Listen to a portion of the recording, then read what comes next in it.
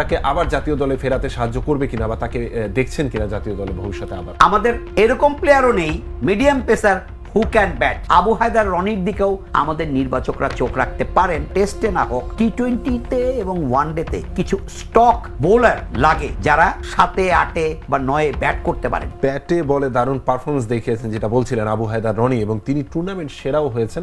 আমরা জানি তিনি জাতীয় দলে খেলেও ছিলেন, কিন্তু পরবর্তীতে তিনি আবারও দীর্ঘদিন ধরেই কিন্তু খেলছেন না, অনেকদিন তিনি দলের বাইরে আছেন।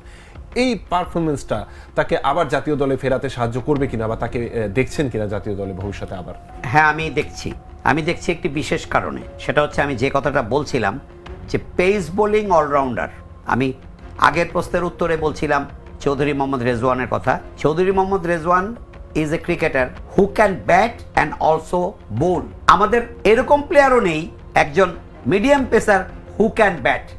আপনি বাংলাদেশের যে কোনো ফরম্যাটে দেখেন, টেস্ট, ওয়ানডে, টি-20, একজনও দেখবেন না যে পেস বোলার ভালো ব্যাট করতে পারে। এখন আপনি তর্কের খাতিরে তর্কে করেন যে তাসকিনও তো মাঝে মাঝে 15, 20, 25 করে শেষের দিকে। সেটা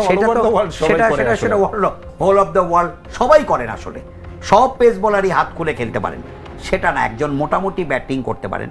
সেই দিক থেকে আবু হায়দার রনির কিন্তু অ্যাবিলিটি আছে হু ক্যান ব্যাট। এবং আবু হায়দার রনি কেন নিজেকে তখন স্টাবলিশ করতে পারলেন না সেটা তো তার ব্যাপার। বাট আমি ব্যক্তিগতভাবে এই টুর্নামেন্টটা টিভিতে মনোযোগ দিয়ে দেখার চেষ্টা করেছি। আমার কাছে মনে হয়েছে খুব বড় ইনিংস তিনি খেলেছেন। একটি মাত্র ম্যাচ উইনিং নক, একটা 47 আছে বোধহয় তার 20 অড ডেলিভারিতে একটি ম্যাচে তিনি, এবং গোটা 5 কি 6 ছক্কা তিনি হাঁকিয়েছেন। এবং he is a clean hitter of the ball. 200 strike রেটে, 200 উপর। He is a clean hitter of the ball. এবং বয়স তেমন না, সুঠাম দেহি। তিনি নিজেকে আমার মনে হয় আবার গড়ে তোলার চেষ্টা করছেন।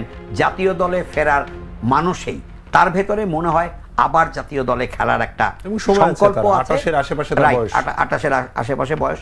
আমার বিশ্বাস আবু হায়দার রনির দিকেও আমাদের নির্বাচকরা চোখ রাখতে পারেন।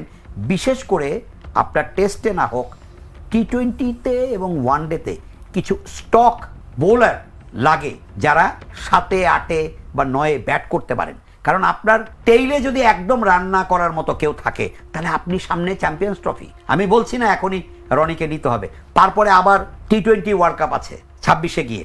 সেই জায়গায় কিন্তু আমাদেরকে এগুলো বিকল্প হিসেবে এদের কথা ভাবা যেতে পারে।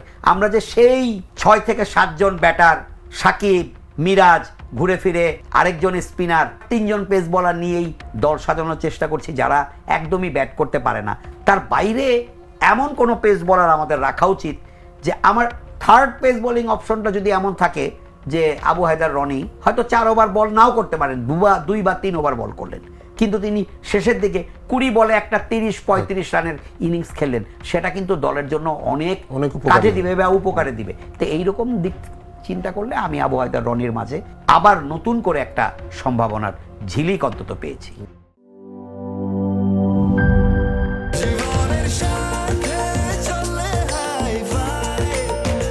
স্বাস্থ্যকর অল টাইম ফ্যামিলি কেক, সব সময় অল টাইম হেলদি লাইফ।